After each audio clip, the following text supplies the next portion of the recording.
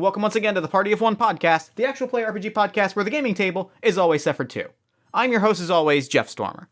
This week on the show, I am joined by Jeff Richardson for a game of Deadlands Reloaded.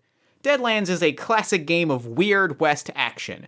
It is the year is 1849, history is not our own, the Civil War has raged for 20 years, monsters and the living dead roam the Wild West. Ghost rock, demonic ore fuels, mad science creations, and gunslingers and rogue heroes and card-flinging hucksters seek their fortune in a world of mystery and intrigue. It's very cool, it's very kind of pulpy, action-y, and I'm a big fan of it. I think it's neat. You can find more information about Deadlands Reloaded in the show notes. Jeff is a prolific podcaster. He is the host of Everything is Awesome with Jeff and KC, a weekly tribute show to all things awesome. He is also the game master of the Shattered Worlds actual play podcast, as well as the Battle for the Tower, an actual play set in the world of Stephen King's Dark Tower novels, all of which you can also find in the show notes. Speaking of people with podcasts called Everything is Awesome, other friend of the show, Kevin Gallagher, is hosting a special event this Sunday, March 24th in Philadelphia, Pennsylvania, the greatest city in the world, that I think you should know about, partially because I'm going to be involved, and partially because we're playing the game Mission Accomplished, the role-playing game of super spies and office meetings that I wrote and kickstarted back in October. Because we raised $500 at the Everything is Awesome Headstrong Comedy Festival, Kevin offered to write and run a holiday-themed Mission Accomplished hack. We're going to be playing that at 1:30 in Philadelphia, Pennsylvania. You can find links to it in the show notes for all of the information. It's going to be a great time. I'm going to be one of the agents, and if you can believe it, I've never been an agent in a game of Mission Accomplished, so I am overwhelmingly excited. It's going to be so much fun. I can't wait. I hope to see you there. I think it's going to be a great time. Check the show notes for information on that. And with all that said, actually, no, I have some Patreon backers to thank. Thank you to Jack Beckwith and TJG. Thank you so much for your support on Patreon. Your support means the world. It means I can keep doing these projects. If you'd like to support me on Patreon, you can do that at patreon.com/JeffStormer. It supports the podcasts, games, all the community stuff that I do. Everything I do is supported through Patreon. And again, that is patreon.com/JeffStormer. And with all that said, now let's throw it over to me in the past so that he can get started with the show. Take it past me. Thanks, future me. This week, I am sitting down with Jeff Richardson. Jeff, thank you so much for coming on the show. Oh my God, this is like a dream come true. That means a lot. Thank you. I am immediately flustered. Thank you. That is a very nice thing to say. So, real quick at the top of the show, before we dive into the game, why don't you take a moment and let the lovely listeners at home know about any projects you were working on that you might want them to know about? Oh, heck yeah. So, God, where do I start? I have 3 podcasts, 2 long-running and 1 coming out in January. My arts and interview pod is called Everything is Awesome with Jeff and Casey. It's a really insightful, thoughtful kind of show, but, we curse and have a good time. Let's see. Shattered Worlds RPG is a actual play podcast. It's a little different because it's a play test of a game I created. Mm-hmm. And that's a lot of fun. That's super irreverent and goofy, but we also get, I don't know, you'll get to know me and mm-hmm. You'll see what the show is like. Let's see. And the new one coming out, it's called War for the War for the Tower. Mm-hmm. And it's set in the world of Stephen King's Dark Tower. It features a whole bunch of other great podcasters from around the actual play realm and a couple guys from Shattered Worlds. We've been having tons of fun. We've recorded a bunch of episodes, and the first one will drop in January. So that's super cool. This is well timed. Then I'm feeling very excited about it. Oh, cool. So we are playing this week. We are playing Deadlands Reloaded. The year is 1879, and the history is not our own. After 2 decades of bitter fighting, the American Civil War has ground to a standstill. The Confederate States are still free. California has fallen into the Pacific Ocean. Rail barons fight bloody battles to decide who the victor will be in a race for transcontinental railroads, while a super fuel called ghost rock advances technology by unpredictable leaps and sometimes dangerous bounds. Some even say the dead walk among us. We know it's a lot to take in, partner, but it's just the beginning. So this is peak Weird West. This is sci-fi, horror, Wild West adventure. And why don't you take a moment to introduce us to your character this week? Yes, all right. His name is Randolph Reginald Rex, son of Admiral Tenebrin, deceased.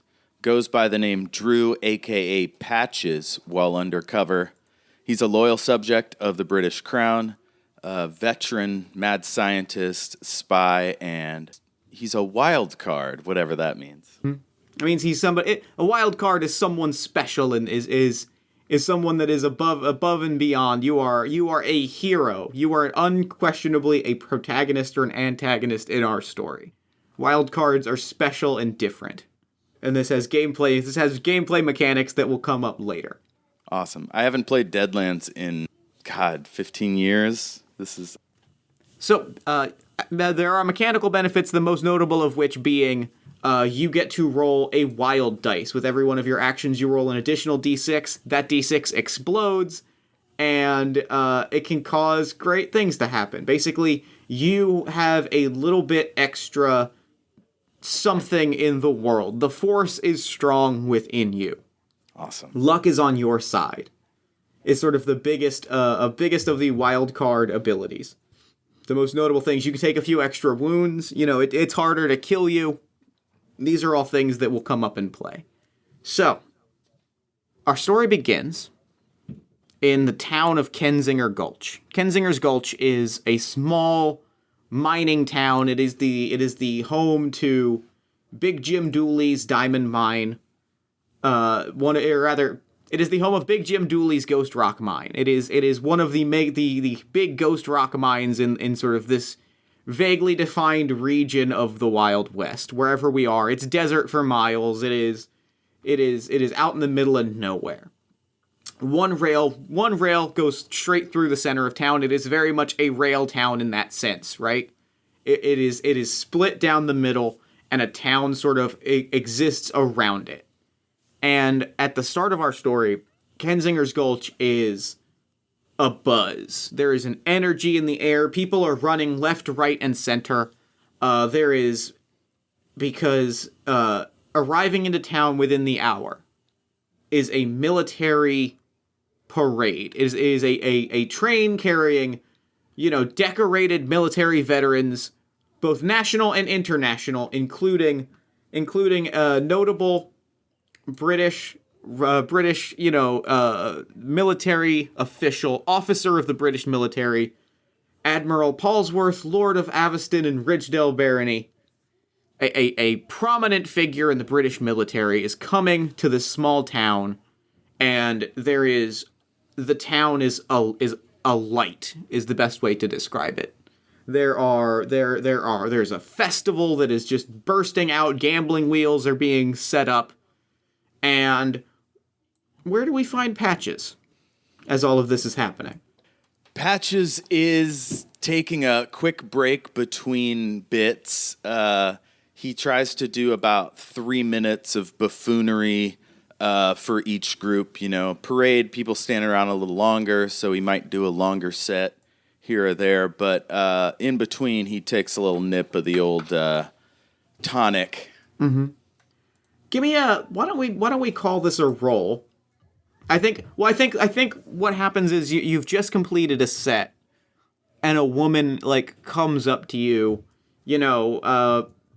petticoat and hat, big sun umbrella, clearly somebody sort of from out of town, on one of these visiting trains, here to visit, here to see this sort of big military parade and festival that is unfolding.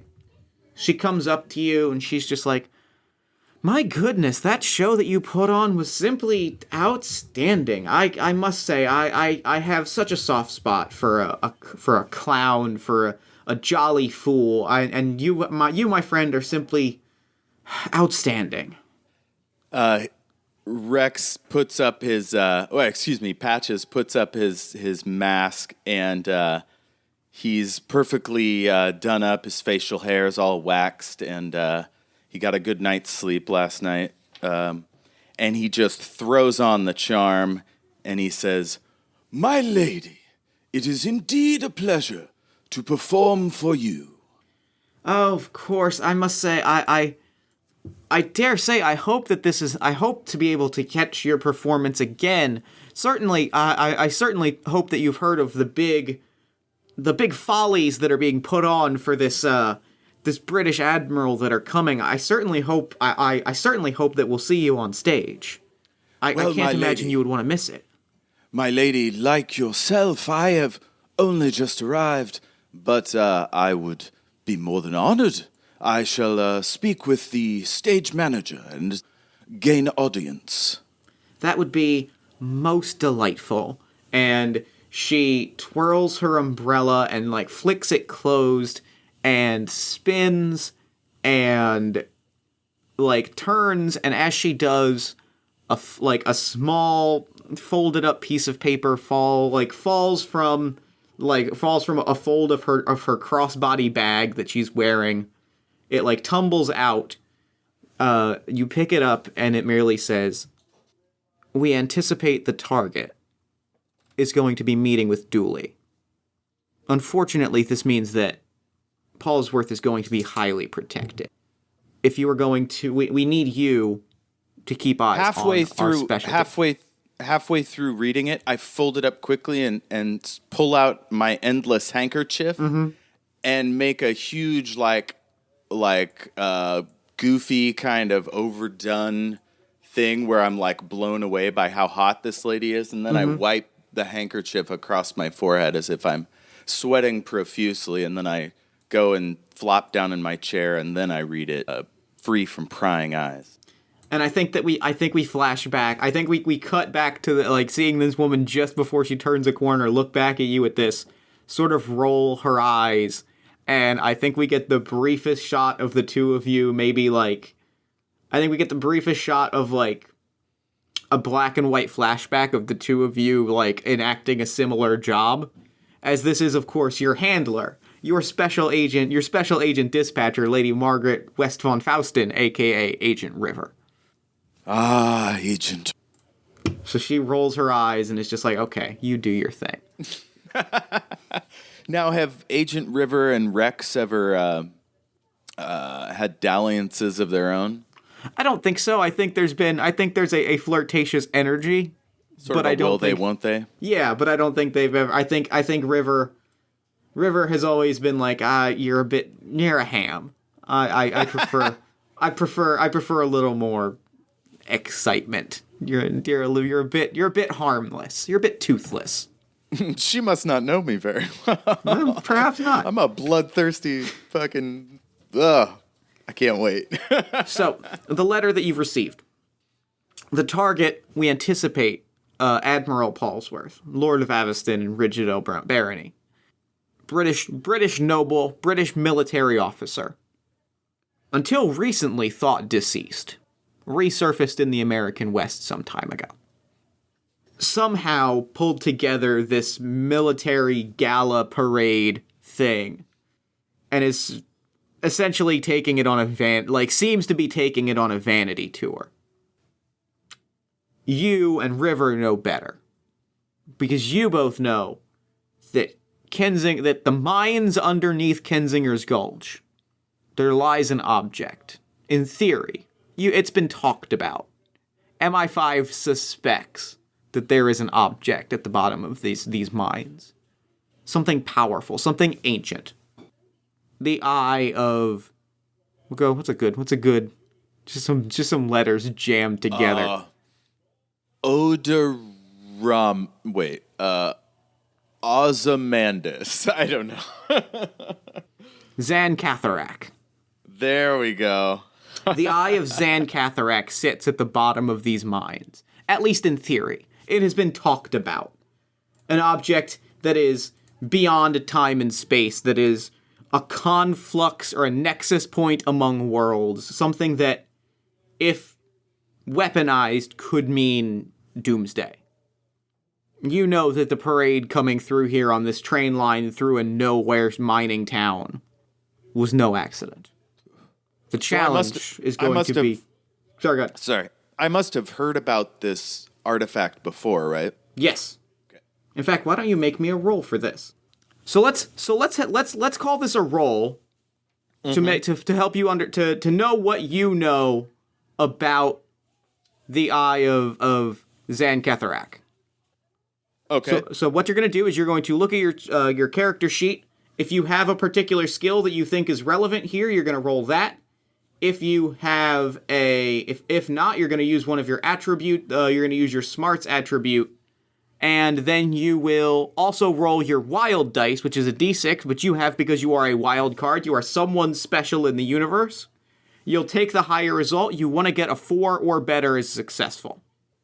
Okay, I got a 6. Is that on the wild dice? No. Okay, beautiful. So yeah, you succeed. So what I'm going to say is I'll kind of explain to you what you know. I'll ask how you know it, and then you can ask me one question about this magical object. Okay. So what you know about it is that Zan Ketharak is the anchor point, is called the anchor point of the multiverse. It is said to be a being that exists in every single dimension, every single galaxy, every single reality, all points existing simultaneously. Wow. Whereas there is an infinite number of you, there is one Zan Ketharak across all known realities. The Eye of Zan Ketharak then gives an awareness of all the multiverse. It lets you, it in theory would let you see every possibility, every outcome, every reality, a kind of cosmic understanding, the likes of which could be incomprehensible. Where did you find all this out? So I'd be keen to have this. I think anybody would, but I think that there's obviously the risk of, complete mental destruction. And also, I'm pretty sure I believe your superiors, particularly River, has given a note that is like, we don't touch this. We don't touch this. Ah, okay. I don't want to get fired. Okay, so now that I know what this thing is, I can ask one question? Yes.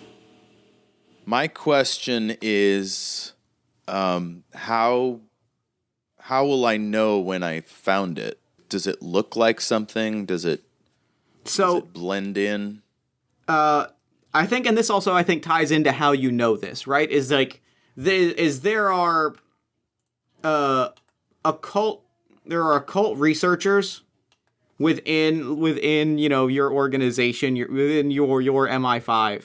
There are occult researchers, there are parapsychologists, there are archaeologists. People have studied like this thing in theory, and there are sketches of what it could look like. And more to the point, and I think the main thing is, while we don't know exactly what it looks like, while we don't know exactly where it is, we had a rough map. There was a rough estimate of where it was. That is specifically what Admiral Paulsworth stole. That is specifically what Admiral Paulsworth has brought here. And we expect, based on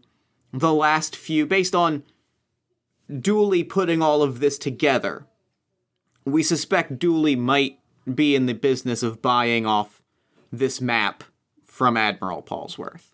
Your mission, should you choose to accept it, is to intercept that map, very possibly kill Admiral Paulsworth.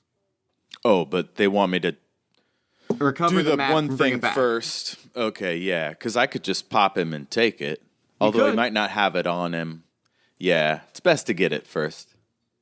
Yeah, the mission that you've been given is recover the map. Everything else is gravy.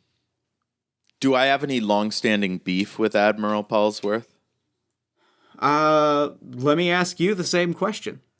I mean, you were once a British noble. You were once a royal spy, a royal agent. I think he was one of the young officers that came over to my father's cocktail parties, and he was always like rude and snooty. He didn't like children, but even when I got older and I maybe wanted to like curry favor with the other admirals, he never answered any of my entreaty. So yeah, I'm kind of bitter And relentlessly opportunistic is what I'll say. He never once did you see him take his eye off of the ball, off of his next career move. Yes. Yeah, and I don't love people that leave government service and get rich, so I'm not into it.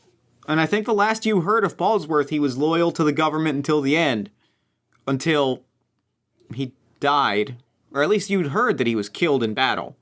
Is this the first I'm hearing about it? I think you had heard that he died some time ago. Oh, no, I meant like finding out just now that he's coming on the train, or have I known he's coming this way?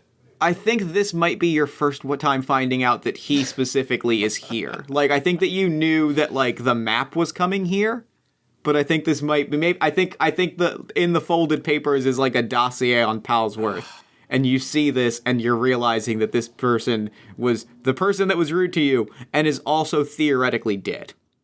Bloody Paulsworth. When is the last time you saw Paulsworth? Alive, I mean. Let's see. I would have been 35. I'd just been promoted to colonel. And they were moving me from desk service to a field position. And I went to him for advice because I had heard there'd been an intelligence, and he claimed he was out of the office, so said me I could come back later. He was gone for the rest of the day. I've been bitter ever since. And then when he died, I felt bad, but I didn't go to the. So, you've gotten this information. You know that there is a big folly to be set up for Paulsworth and for Paulsworth's crew of, various American, British military, such and such. There's festivals, there's gambling, there's shows. The town is abuzz. You know you've got to get to Paulsworth, but you know that Dooley is going to be sticking to him like stink on like flies on shit. Does he have a unit? Does Paulsworth have a security detail? Other British soldiers?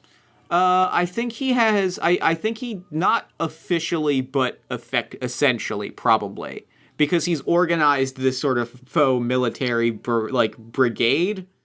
It's kind of like American Legion situation. Yeah. So I think that he's not commanding anybody officially, because officially he's not exactly in the military anymore.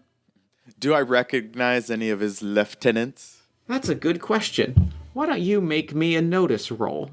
Okay, how's this work? I don't think I have notice. Then you are going to make a smarts roll. Okay, and you want to get a 4. And you're also going to roll your wild dice. Oh, it's a 2. Okay. Then no, I don't think you recognize any of his lieutenants. I think that I think you recognize a few of them sort of in a broader, you recognize their patches and gear, but I don't think that you recognize any names or anything. Are any of them armed? They have some ceremonial pistols, and they have ceremonial pistols and sabers is what they have. All right. Now, who's the youngest and hungriest young? Or are they all 50 plus? I think there's a fair number of young privates and young cadets hanging around. Yeah, I need one of them cadets, one of those ensigns. Okay. Well, yeah, I think that we see the train pull in. Paulsworth is on the front in his military finest. And I think recruits, privates, officers start spilling out of the train. Some of them immediately hit up poker tables, some of them hit up the saloons. The town is just flooded. And nice. I think that it is, and so I think you're able to sort of corner one of these young cadets along the way. So basically, I'm looking for a young, hungry, all by the book guy, and hopefully one that's not drinking very much, because like I spend enough time to find out who's close to him, like who he talks to. And of that group, I'll try to pick one that's like I could maybe impress. Once I have that person scoped out, I'll Okay. Young, couldn't be older than 20. Sweaty, hair sort of like aggressively well kept. Is sort of like, I think, standing around like some outdoor vendors and is just sort of like sniffing oranges and like squeezing fruits and is trying to just be very like professional looking. I'll stroll up behind him, and I'm still in my clown gear, but like I've loosened up the shirt, and mask is around my back, and I've just got my wallet out, and I'll walk up. You're a long way from home, old boy. Yes, we have been many stops to go. That's quite an accent you've got there. I'll grab one of the oranges and just start kind of absent-mindedly just kind of moving it. And I'll say, yes, a region of England that someone might have heard of. Surrey. Let's say Surrey. Give me a persuasion. See if you can get this kid on your side. Okay, so you're going to roll your persuasion dice and your wild dice. Okay, I got a 5 and a 6 on my wild die. All right. You got a 6 on your wild dice? Mm-hmm. Roll that again. Your wild dice always explodes if you roll the highest possible amount. Oh, I got another 6. All right. Keep it going. Yeah. We do this on my show. Oh, shit, I got another 6. Keep it going. A 2. All right. That is what, 20? You wanted to get a 4? So that is, I think, that is a success with 8, 12, 16, 4 raises. You've got 4. This kid, you can call on 4 different favors from this young I'm gonna say homesick officer, because I think he recognizes your accent, and the two of you spend a fair amount of time like spitting back and forth like tiny pieces, and it turns out you're from like the same, like you've come from the same like area. Like he recognizes your accent from home. Mm-hmm. And the two of you spend a great deal of time just like spitting back and forth little tiny details about like the shop on the corner. Yes. So Drew that's my false identity. Mm-hmm. Drew has been away from this town, Shropshamshire, for about 20 years, but I, as Reg, like, get the paper from there, and I, like, listen to the radio reports from there. They send me these documents, and so my cover identity is basically a person in that town. I've even got my name in the paper a few places, and but it's a totally different accent and thing from where I'm actually from, which is like a fancy suburb of London. Mm-hmm. And yeah, you're able to just effortlessly recall every single detail. And before you know it, the two of you are at a saloon. He orders something completely incongruous, like a martini or some like fancy cocktail. And he's sipping his martini and just like asking you questions like, what brings you here? I totally order one of those as well as soon as he does. Almost like, oh, that's interesting. We have the same drink tastes or whatever. So, what brings you here? What brings you to Kensinger Gulch? I suppose is the name of this place.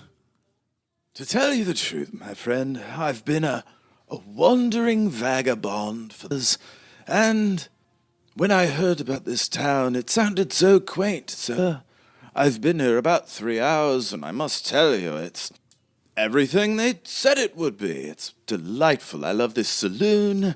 I love the livery. There's even an archery training area where you can shoot your bow to your heart's delight. It's delicious. Oh, and there's chocolate.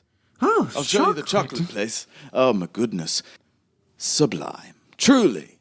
Outstanding. I will have to try this place. Oh my goodness. I feel like we've been talking for hours, and I have not even. I am so sorry. I am Adam Kilroney, British royal officer in training, enlisted officer, private. Okay, and I just like click my heels together and snap my salute, like I might have done at age 20, just perfectly like snap to for Queen and country.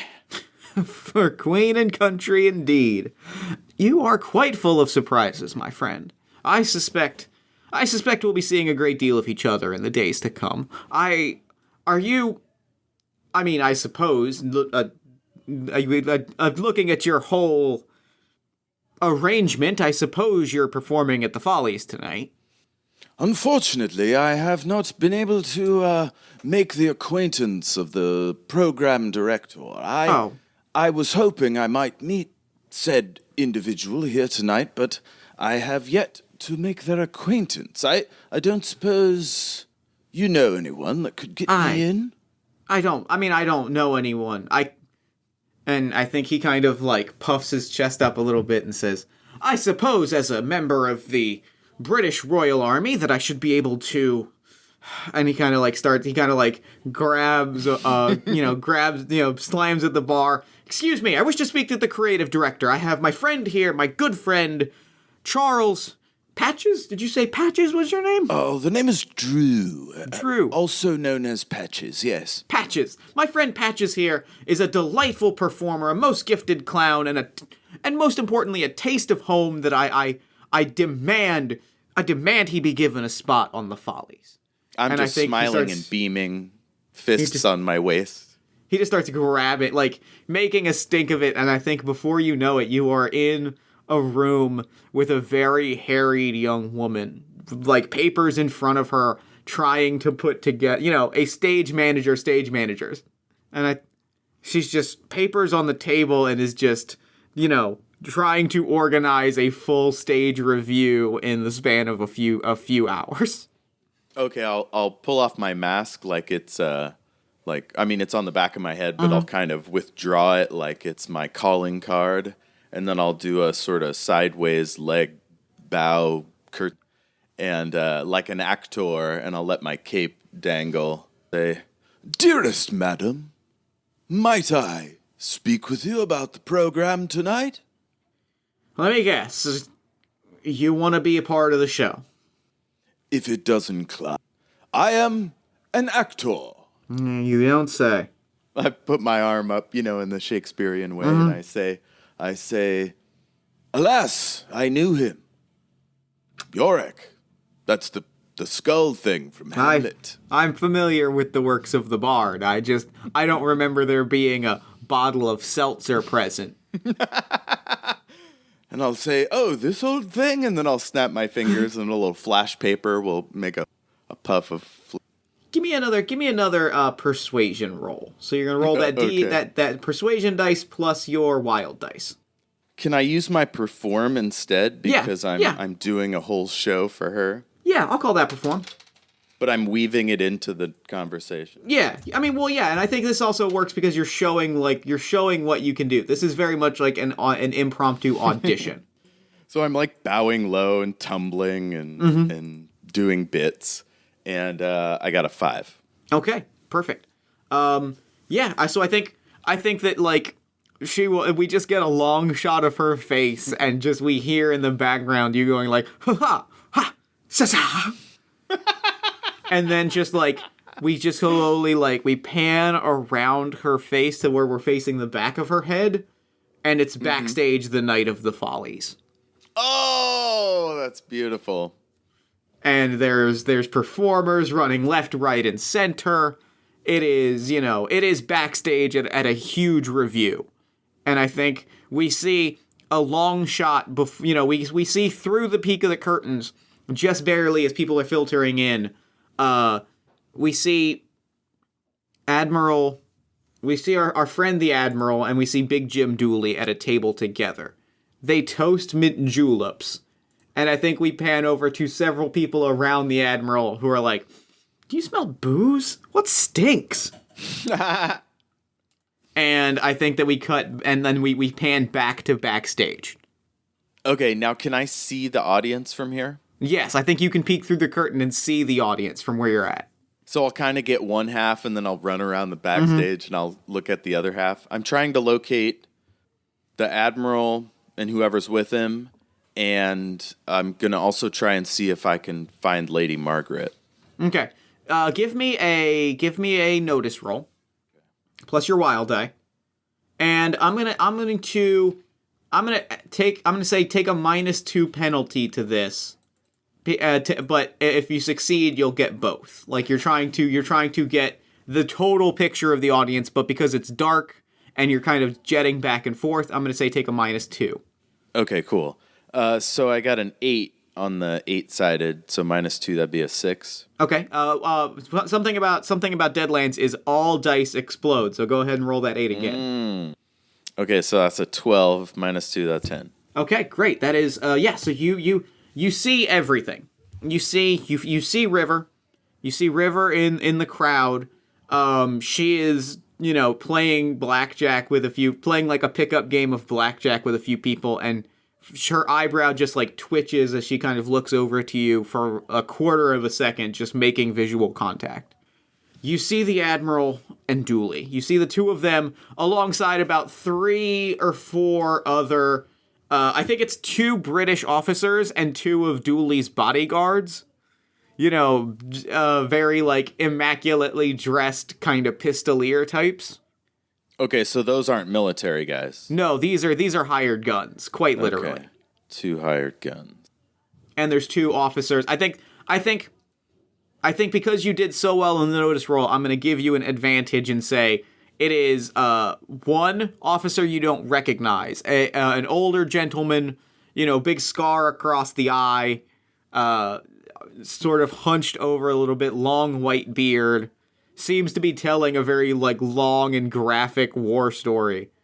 Is that guy British? He is, yes. Okay. And then next to him is your friend What? Private Kilroney.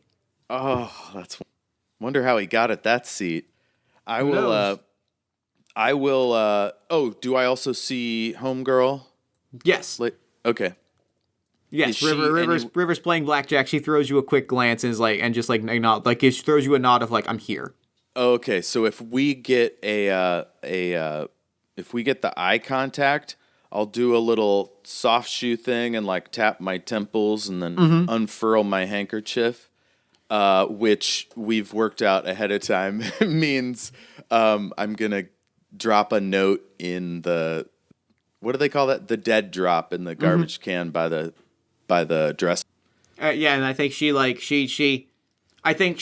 does that really cool midair shuffle and flips a card. She does the midair shuffle, flips a card from the middle of the deck, and you catch it just as it's spinning, and it is the 6 of diamonds, which again you have worked out in advance means that I will be there. Means that in 6 minutes I will be getting up to use the restroom. I will be getting up. So within the next 6 minutes, make your drop is basically what she's saying. And I think that we see this all happen. We see all of this work out. The two of you are on the same page. You've got your good friend is at the table with Dooley and the Admiral. But so she's fully briefed. She is fully briefed on the situation. You've got her in your corner. You've got your friend who doesn't know what's going on, but is right there if you need him. The dilemma is, I think, as you're sort of scoping out the situation, you get the lay of the land, and just when you're about to make a move, the lights go down. Curtains close. Stage manager starts just shoving, hands on your shoulders and sort of manhandles you into a crowd and is get into your positions. This is going to go perfectly. Understood? So what do? You've got to put on this show. And you're booked on the show. You are here. you are on stage. The person that is trying to sell off the map of this powerful artifact is in the audience. So first things first, before the show starts, I just want to get everyone together and I'll say, friends, the theater needs heroes. And tonight, break a leg. I suppose it could. I take a little nip and then I go out there and I walk out and I'm just the saddest, mopiest, like loneliest clown, just looking straight ahead across the stage. And right when I get to the middle and I kind of look like I slow down, I might stop, I might go forward, and then I stop and I kind of like tilt my head a little bit and I wait for the audience to start to twitter or clap or something. Do they? I think that's up to a perform roll. Perfect. Got a 5. Okay, yeah, I think the audience claps. Now, I'm also going to ask you for a second roll. Okay. Same deal? No, I'm going to ask you for a stealth roll. Ooh. You don't have stealth as a skill. I do. I have you D8 for stealth. Yep. Okay. I thought you had. Oh, I'm looking at someone else's skills. Never mind. Yes. Okay. So roll your D8 for stealth and your D6 for your wild dice.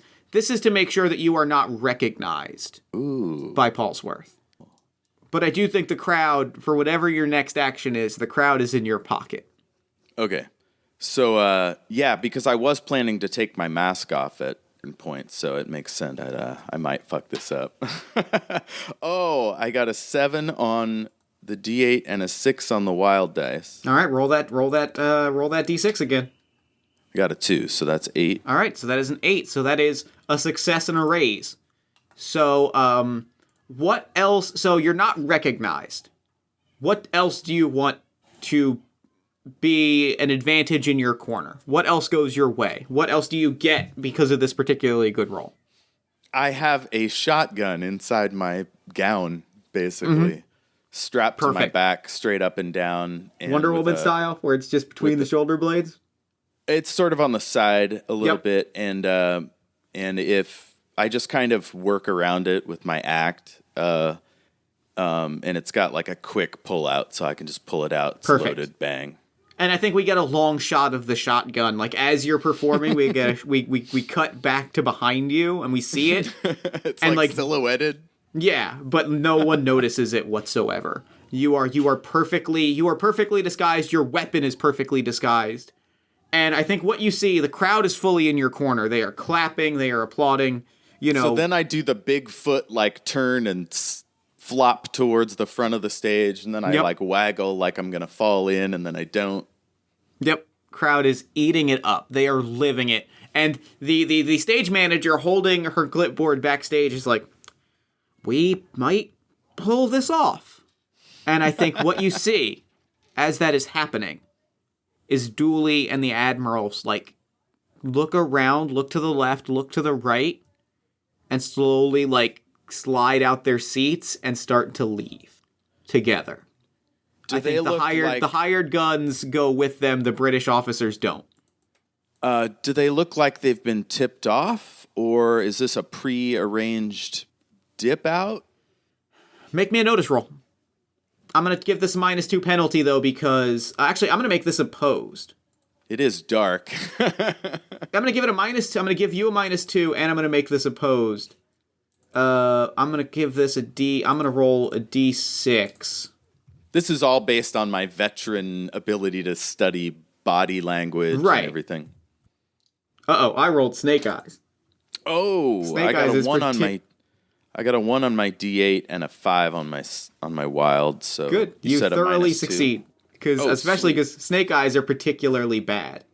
And I think what it is I think to everyone else in the room, it seems like it's perfectly innocuous, right? It seems like they're just going off to the bar to get a drink together.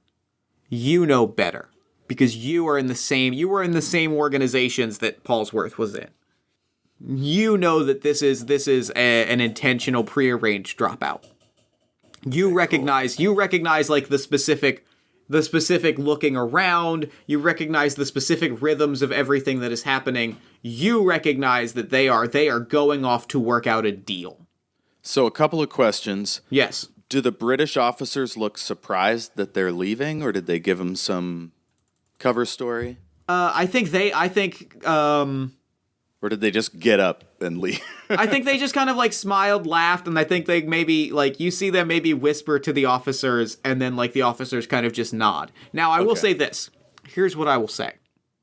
Because you have 3 favors, one of which you used to get an audience with the stage manager, you still have 3. You have 3 raises from your attempt from winning over Private Kilroney. If you want to spend one of those, I will let him notice that something is amiss. Okay, and my other question is, has River noticed the situation, and do I get a sense that she's... I think River does. I think because I think that's where the Snake Eyes role comes in, is because River also notices that they're getting up and recognizes it as a pre-arranged dropout. Okay, so I give her a quick head wobble or whatever to basically say, go out and around and doing. And then I also, my performing, I use a favor, I guess.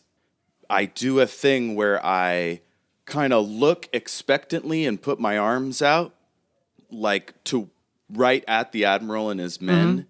And then I like look up in the air and I like emote like way over the top super ham that I'm hurt and I'm wounded that they're leaving.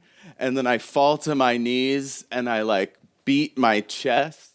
And then I look down and I look right at, what's his name? Kilroney. And I'm just like look at him like, and I hold my hands up like, can you do anything, please? And then I'll be like, I just want to be loved. And then I'll point at the guys. I think, did I say Adam or Colin? I'm going to go with Colin because I don't remember his first name. I think it was Adam. It was Adam? All right, yeah. I think you look at Adam and he kind of like, he looks at you for a while and looks and like kind of half smiles and is half like, huh. Why are, like, and, like, you see his face kind of, like, crunch up a little bit of, like, why are they leaving? And he kind of gets up and starts to, like, kind of go after them a little bit, just as River, just as Lady Margaret West von Faustin, sweeps up the rest of her her, like, blackjack deck in one sort of fluid midair shuffle, tosses it into her bag, kind of stands up and is, like, You see her kind of like smile and kind of hand wave the people that she's with, like, I'm just stepping out for a moment.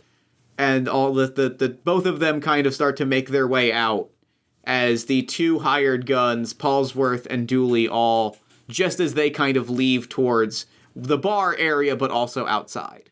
Okay, so before they leave, like, totally out of sight, hopefully there's a few crowd around him or whatever, but I'll like jump to my feet and I'll hold up my hands and I'll act like I'm seeing the sun rise or whatever. And then I'll break out into, do I know anything about Paulsworth's pop culture interests or his favorite play or favorite show tune? I'm going to call this an opposed knowledge roll. I'm going to oppose this with his... Actually, I'm just gonna say, I got a 7. Yeah, I think you do recognize something about that. I think you do know something about like, if not necessarily something he's interested in, enough about like British, the kinds of like officer songs and army songs that you can break out something that like specifically catches his eye or his ear. I'm kind of thinking of a Rodgers and Hammerstein style, sort of maybe naval tune that is about a boy wanting to impress his father and prove himself as a man, and he's like doing a guitar serenade to Eddie. And I think the guitar player comes out, like sidesteps next to you and begins playing. And the stage manager's just like, fine, I don't know what he's doing. Go, whatever. It's whatever. So the guitar part guy is just waiting for me to sing a line or something? Yeah, I think you start singing and the stage manager just grabs whoever's playing a guitar and is like, just go. I don't know what's happening. Fine, go. Do your thing. So as I do the tune and I'm projecting like as far back as I can, I'll like stand behind the guitar player and put my arms around him and act like I'm playing the guitar, and then I'm like serenading my dearest darling and telling her how my father like doesn't think I'm man enough. And I think as you're singing this, why don't you make me we'll call this a perform roll, and I think this is going to be opposed by his spirit. That's a 6. He got a 9. Oh. I think what happens is he does stop, and he stops and he listens for a bit, and he looks up at you, and he looks around, and I think he looks to the side just as River steps like through a curtain off to the side, and then he looks back at you, and then kind of spins on his heel, throws his hand or his arm around Dooley's shoulder, and the two of them just like double step it out of there. Now, how's Adam doing? Is he trying to intercept, or does he hang back? I think he starts to hang back a little bit, but I think he still like has his eye on them and is like no longer paying attention to the stage. Cool. So as soon as the Admiral's out of the crowd or whatever, I'll switch to an awesome like crowd pleasing bit. Lots of flash and dazzle, nothing too avant-garde. And I think the crowd, I don't think you need to roll for it. I think the crowd is just thoroughly on your side. I think you end big applause, big win. I end with a rendition of a lesser-known monologue from Hamlet with my tragedy mask on and my royal... I flip the cape around and it becomes like purple velvet. Yep. And I think the crowd... I think the curtain falls. You know, they get ready for the next performers. The stage manager hands you like a few maybe like $20. Not $20. That's a ton of money in Wild West money. Like $5. Hands you like $5. Like, I can't complain. You did your job. Now get out of here. Go enjoy the rest of your night. I'll gently take her hand in mine and kiss the back of it. Say, my darling, I hope to see you. Just get out of here. So there's no after party? Just go. All right, I'll steal a hat on my way out. I think she like goes to stop you and is like, it's not worth it. It's not worth it. All right. No, I wouldn't act. do it in front of her. What? Doesn't matter. I meant as I pass the prop closet or whatever. Doesn't matter. Boink. She's that good. She's very good at her job. Mary Moorhaven is a very good stage manager. Is the thing. You're kind of shuffled out through the back door. I think you see outside by some wagons, some carts, you know, the horses. I think you see Dooley, Paulsworth, and the two hired guns standing around. Dooley has a satchel in his hand, or like a briefcase sort of, or like a bat, like just a bag in his hand. Paulsworth has like an architect's roll, you know, like a paper roll, and they're chatting, and they're like working. They're clearly deep in a conversation as the two guns are kind of just like looking around.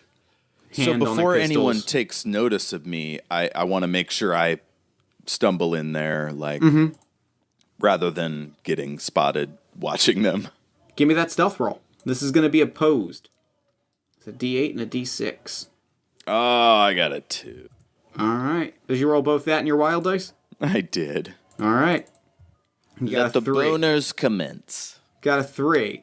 So I think he doesn't successfully notice you.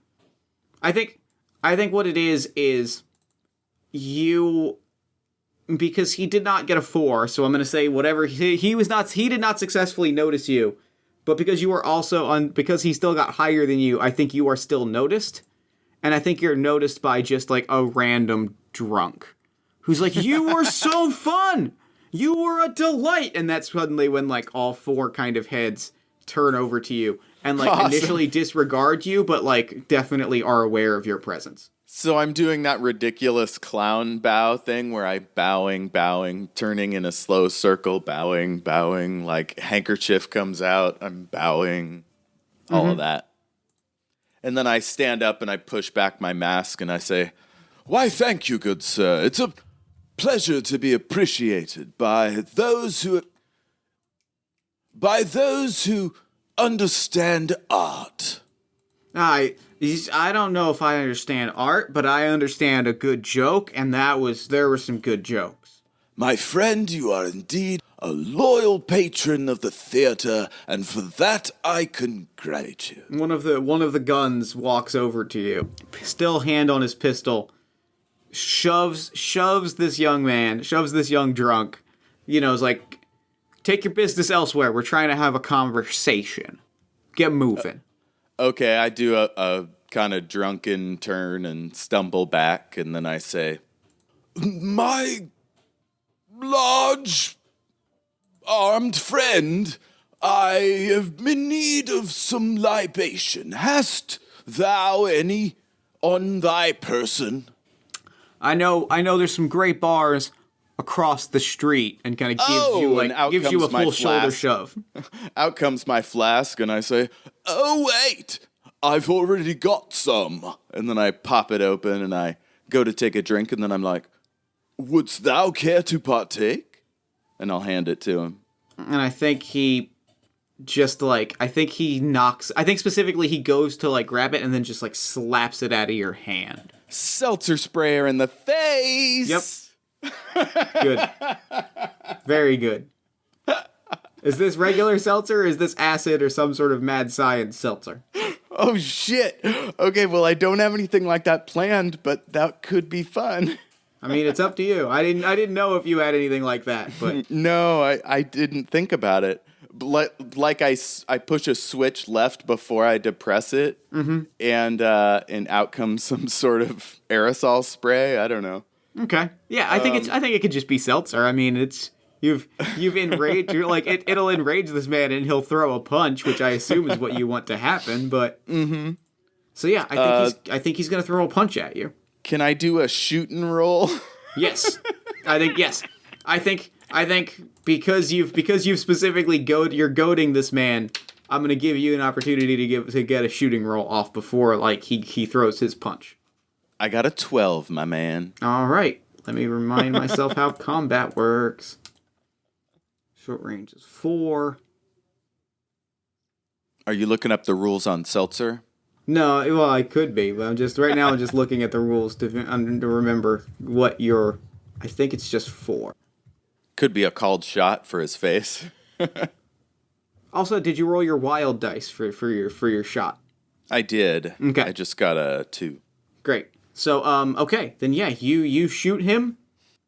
Okay, now you're going to roll damage. What is the damage on your pistol?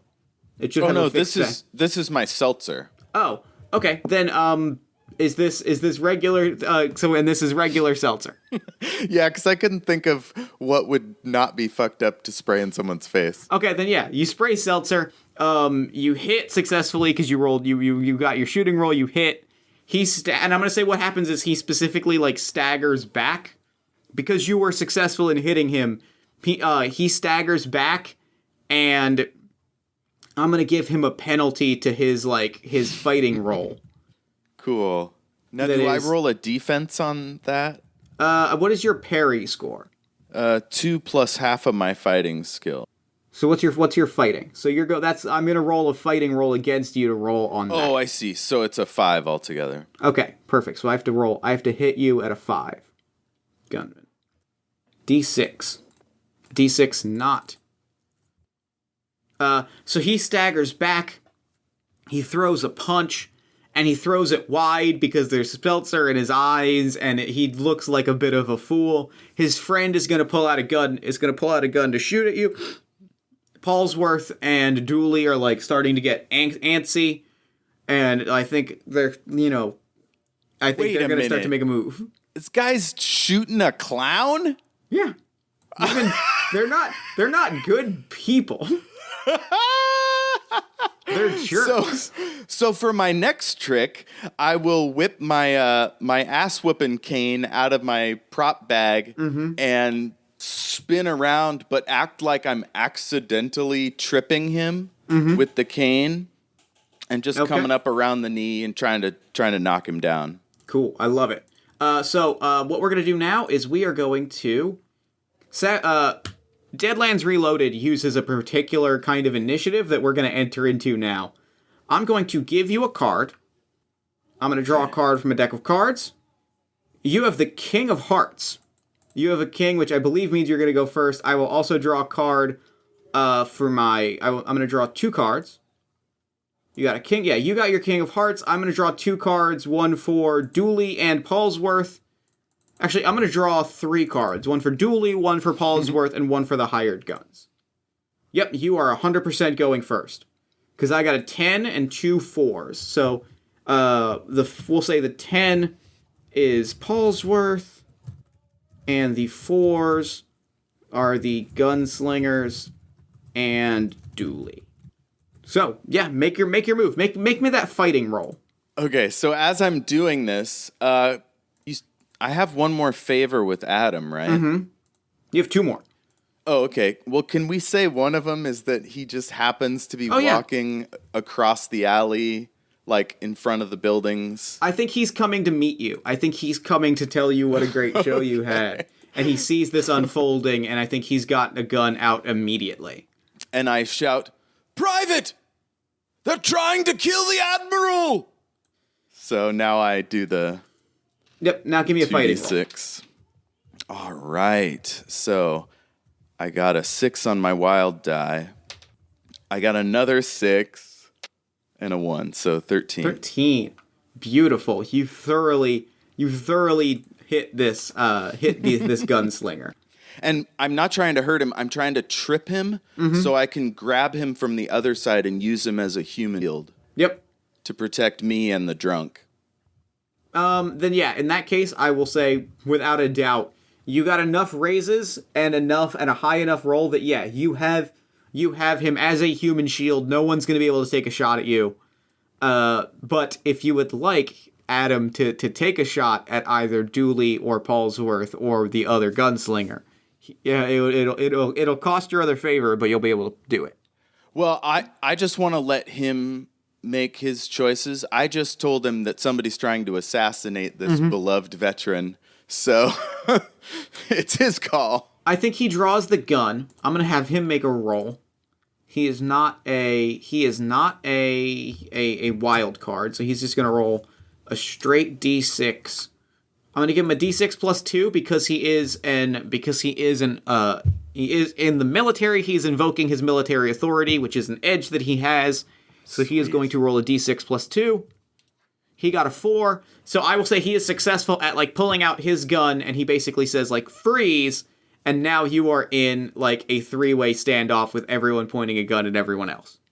Except I have a cane around this guy's chest. You've got a cane around this guy's chest. He's got a gun on you. Adam has a gun on him. Paulsworth and Dooley are both, like, standing there. I think Adam just keeps, like, flashing his gun back between the both of them. He's like, no one move. What happens now? Oh, man, I wish I knew the name of a battle that was, like, in Britain that was won down to like, everybody's pointed arrows at each other. Gentlemen, we appear to have reached a crossroads.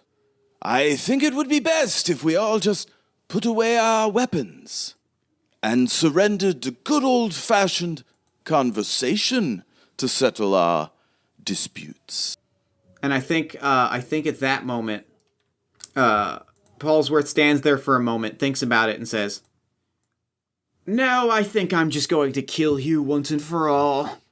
Tenebrin, this is overdue." And he reaches, he grabs his pistol. And he goes next, so I'm going to give him a shooting roll. He's shooting right through this poor guy? He is going to shoot straight through this man. And I'm trying to keep myself between the guy and the drunk. That's an 8. That is another 8. That is 20. I'm I'm not even gonna, like, check for damage and stuff. I'm pretty sure that man is just dead. And I'm gonna say, yeah, I think at that point, I think he rolled high enough that man's just dead. That he just shoots through him. I'm gonna say it also, I think, I will say half of that, so does a 10 pass your parry or your defense? Do I use my shooting for this one? I think it would just be your parry number. Oh, no, sorry. It's a set number for shooting a person. It's okay. So I have 2 parry plus half my fighting skill of 3. So as far as shooting goes, definitely hits you, and now you're going to take some damage. Is this what the Grim Servant of Death is all about? I think maybe. That's like +1 damage, and then you have to kill someone. Is that it? I'm looking it up now. Let's see. Or is it a person? Oh, +1 to damage rolls. Any 1 on skill die hits ally. Snake Eyes adds D damage. Got it. No, yeah. So now if you take a shot, there's a chance you'll hit Adam. But I think he is going to shoot through your human shield. The gunslinger collapses to the ground. You take a shot. Damage. You take the set damage of the Colt pistol, which is 12. Not that damage caused by melee attacks after hitting your damage. What's your toughness? It's 4. Okay. Did I just die? I'm going to say you take half of that, so no. Let's see. Wounds and wild cards. Each raise on a damage roll over a toughness. Actions do fixed damage. Raise on a wild cards over toughness. You can take 3 wounds before you're incapacitated. So, no, I'm going to say you take 6 damage, so that would be 1 wound.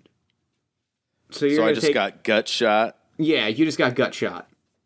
And so you're going to take a -1 to all of your tests, and now you are shaken, which means you can only move half of your pace, can perform no other action, so you can only perform 1 action at a time. Or you can make a spirit roll since it is now your turn. Make me a spirit roll. Okay. That is D4. God. 2. All right. Yep. You stay shaken. So I will. I'm still holding this guy, but I think he's dead, right? So I'm just kind of letting him lean on me, and I'm gonna yank out my my Gatling pistol. It's my trusty trademark weapon, and it's also a thing I have the science power of blast on it. So, no, that's my grenade.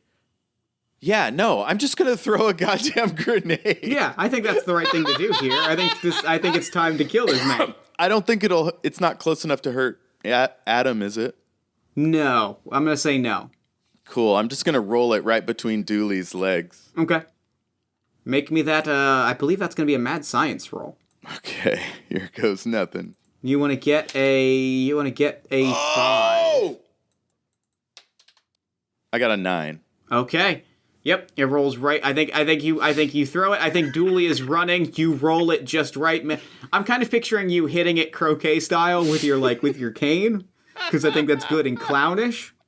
Oh yes. And I think River gets out with like a derringer, like comes out, takes a quick shot right in the neck of the other gunslinger, just in time to see Dooley like run for cover and for the cart that Dooley is on that he's running towards to explode, just blowing up Dooley outright. Dooley is gone. I think Paulsworth is backed into a wall and is standing there and just like, I don't... Did he take any shrapnel? I think he took some shrapnel. Specifically, I think his shirt is torn, revealing that his stomach, like the flesh of his stomach is missing. Oh no. And it's just kind of hanging there. Like the organs are just kind of hanging there. Skin is yellow. And you start to see that and I think some of it scratched his face and scraped away his flesh-colored makeup. This man is a harrowed. Oh, this is terrible. This is like Terminator, but grosser. Turns out the reports of Paulsworth's death were not exaggerated. But yet, he just woke up. He is one of the undead, here to get rich quick, live out his days in relative safety, trying to sell off this map. And I think the last thing that we so you've got him in a corner, right? Like you've got him in the corner. He's got the map. What do you do? What is the last thing that you do? All I've wanted to do since I met this guy was fuck him up or to mess him up. Mm-hmm. And here he is. I'm going to pull out my trusty old Gatling pistol that I call Betsy, and I'm going to fill him full of lead. What do you say? What do you say as you pull the trigger? Oh, you know I got a catchphrase. I think he just looks at you and says, I mean, I suppose I knew it was coming. I can't say I'm surprised. At least it's you this time and not some random cannon fire. Go ahead. Do your duty. Oh, I'm not going to kill you.